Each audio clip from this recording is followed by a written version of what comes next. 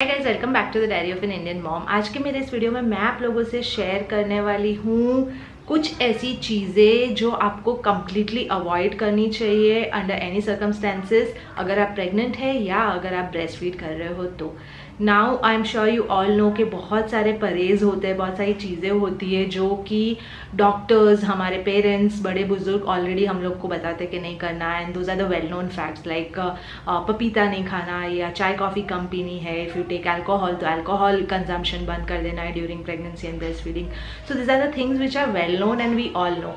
But बहुत सारी ऐसी चीज़ें हैं जिसके बारे में पता नहीं होता या बताया नहीं जाता फॉर द सिंपल रीज़न, शायद क्योंकि हमारे मॉम डैड के ज़माने में ये सारी चीज़ें होती नहीं थी इतने फ्रीक्वेंटली या अवेयरनेस नहीं थी।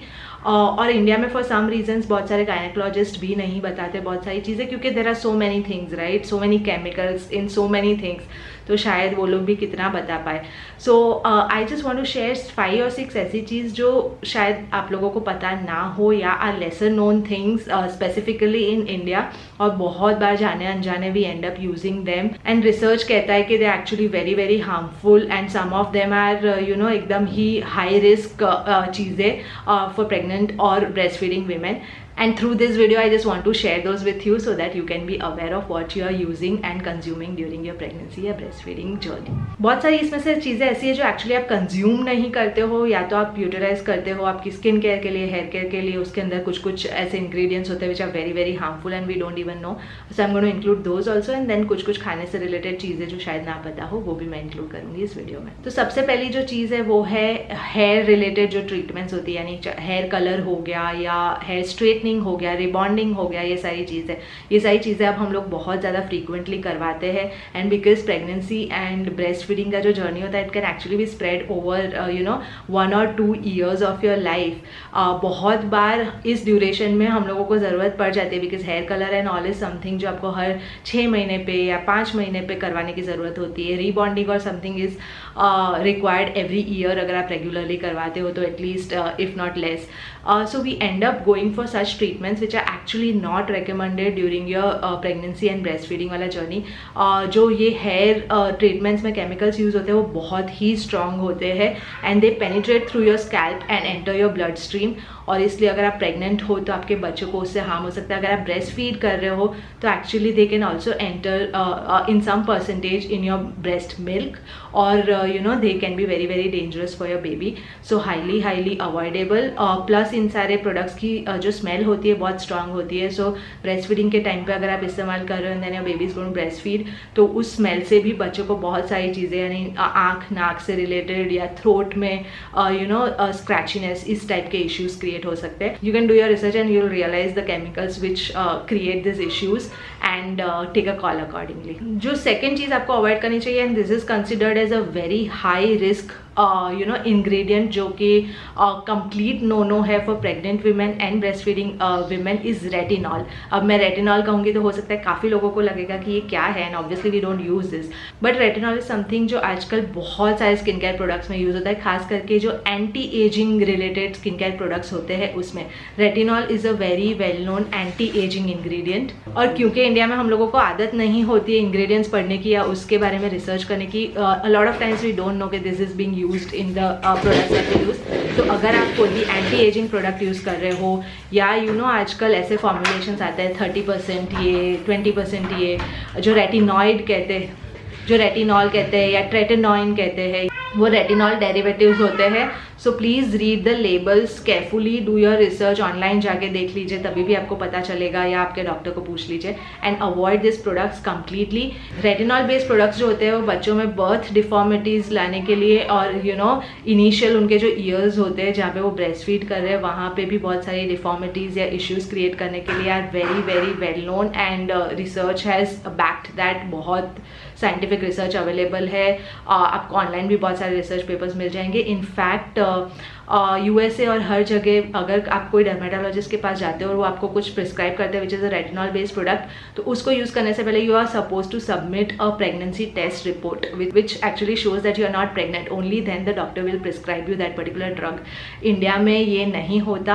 आई have seen good dermatologist actually check तो करते हैं कि आप प्रेग्नेंट तो नहीं हो, आप ब्रेस्ट फीड तो नहीं कर रहे हो, बट बहुत बार ओवर द काउंटर प्रोडक्ट्स भी अवेलेबल होते हैं, जैसे ये कॉस्मेटिक्स मैंने आपको बताया, एंटी एजिंग क्रीम्स बताया, जिसमें हम लोगों को पता नहीं होता इस बारे में, so please watch out for that. जो तीसरा प्रोडक्ट है अगेन स्किन केयर से रिलेटेड है। बहुत सारी चीजें इसमें जो एक्सटर्नली आप अप्लाई करते हो उससे रिलेटेड है, क्योंकि उसके बारे में इंफॉर्मेशन कम अवेलेबल है, इसलिए ये प्रोडक्ट है सैलिसिलिक एसिड बेस्ड कोई भी प्रोडक्ट। अगेन अगर आप बहुत इंग्रेडिएंट को डिटेल में नहीं जानते तो यू माइट थिंक कि ये कौन सा इंग्रेडिएंट है and we don't use it, but salicylic acid is something जो एक्ने रिलेटेड या पिंपल्स, दाने, इनसे रिलेटेड जो भी दवाइयाँ होती है उसमें बहुत कॉमनली यूज होता है। अब क्या होता है कि प्रेगनेंसी में हमारी skin goes through a lot of changes and a lot of us and up using a lot of ointments, जो कि अगर आपको दाने आने शुरू हुए या पिंपल्स आने शुरू हुए और अगर आपको पहले किसी ने प्रिस्क्राइब किया हुआ है कोई पर्टिकुलर ऑइंटमेंट, तो आप बहुत बार क्या करते हो, वही ऑइंटमेंट फिर से खरीद लेते हो, या बहुत सारे ओवर द काउंटर भी अवेलेबल होते हैं, मेडिकल स्टोर वालों को बोलो तो वो भी दे देता है, तो you and up using those things without actually taking a suggestion from a dermatologist. तो इसकी वजह से ये हो सकता है कि आप सैलिसिलिक बेस्ड प्रोडक्ट यूज कर रहे हो, salicylic acid based product, and you don't even know. It is very very important to avoid salicylic acid during your pregnancy. बहुत सारे उसके ऑल्टरनेटिव्स होते हैं जो एक्ने ट्रीटमेंट के लिए यूज होते हैं, तो just in case if you facing skin related issues और आप कुछ यूज करना चाह रहे हो तो पहले लेबल पढ़िए, अपने डर्मेटोलॉजिस्ट से एक बार पूछिए and try to use something which has an alternative solution and not salicylic acid in. जो नेक्स्ट चीज है वो है, I think a lot of us would know about it. It is Chinese food. Chinese food complete no होता है during pregnancy specifically, क्योंकि उसके अंदर यूज होता है एजिनोमोटो, which is something जो कि काफ़ी हार्मफुल हो सकता है आपके फीटस के लिए। अब खास करके जो ठेले वाला चाइनीज़ होता है या छोटे मोटे जॉइंट्स का चाइनीज़ होता है, उसमें बहुत मात्रा में इस्तेमाल किया जाता है Ajinomoto because it's a taste enhancer. अगर आपको चाइनीज़ की बहुत क्रेविंग हो रही है तो आजकल बहुत सारे अच्छे अच्छे रेस्टोरेंट्स होते हैं जो विदाउट एजिनोमोटो भी प्रिपेयर करते हैं चीज़ें, यानी they don't use Ajinomoto, so you can actually check with the chef और the manager whether they use Ajinomoto और not and then try to order और ईट फ्रॉम देयर। अगर आप जाओगे किसी भी गायनेक के पास तो यूजुअली गायनेक भी list of dos and don'ts में चाइनीज फूड नहीं खाना ये मोस्ट ऑफ द टाइम्स बताते हैं। The reason behind that is this. So अगर आपको बहुत क्रेविंग हो रही है तो यू कैन चेक दिस, और आप घर पे बना सकते हो चाइनीज, लेकिन मेक श्योर कि उसके लिए बाहर से जो सॉसेस और वो सब आता है आप वो इस्तेमाल ना करो, क्योंकि again all this sauces, in fact जो ऑरिगेनो और ये सब भी आता है ना, उन सब में भी as a taste enhancer Ajinomoto utilise होता है। तो इन सब का कंजम्पशन भी आपको मिनिमल रखना चाहिए during pregnancy to avoid intake of Ajinomoto beyond a particular level. इसके बाद की नेक्स्ट जो चीज़ है again related to skin care is hydroquinone. I think I am pronouncing it correctly. Again you might not know what it is, but this is something जो कि एक bleaching agent होता है, बहुत सारी फेयरनेस क्रीम्स में यूज़ होता है, बहुत सारी इंडिया में ब्लीच भी बहुत यूटिलाइज करते हैं लोग, हेयर ब्लीच, उसके अंदर भी होता है। And this ingredient for normal people is also banned in a lot of countries. India में बहुत फ्रीक्वेंटली यूटिलाइज होता है, बहुत सारे फेयरनेस प्रोडक्ट्स में, फेयरनेस क्रीम्स में, और हमको पता नहीं होता।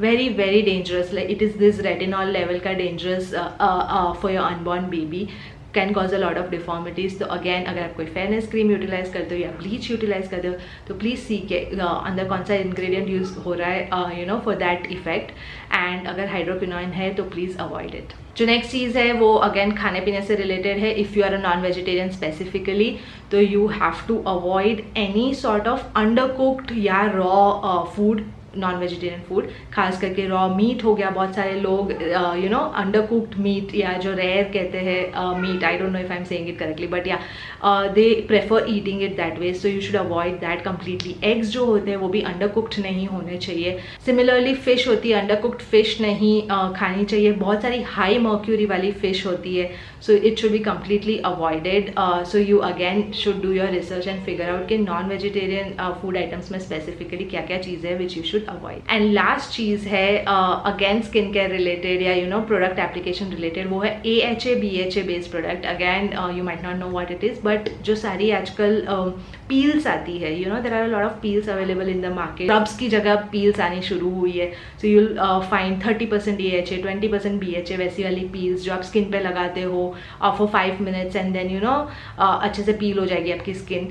आप अगेन डू योर रिसर्च. बहुत सारी डर्मेलॉजी का and a lot of other companies are now coming up with this minimalist. अगर आप इस्तेमाल करते हो तो so this peels have now flooded the market recently. I don't know आप में से कितने इस्तेमाल करते हो. अभी रिलेटिवली न्यू कंसेप्ट है, लेकिन बहुत सारे लोगों को मैंने देखा है अपने आजू बाजू में इस्तेमाल करते हुए. AHA BHA is again something which is a strict no during pregnancy, during your breastfeeding journey also. So please check the ingredients. अगर आप कोई peel based product use कर रहे हो तो you can use glycolic acid or something like that. And yeah, so ये थी वो सारी चीज़ें जो मैं आप लोगों से शेयर करना चाहती थी. Lesser known facts. होपफुली आप लोगों को ये वीडियो अच्छा लगा है. अच्छा लगा है तो give it a like, please share, please subscribe, and I will see you in my next one. Bye bye.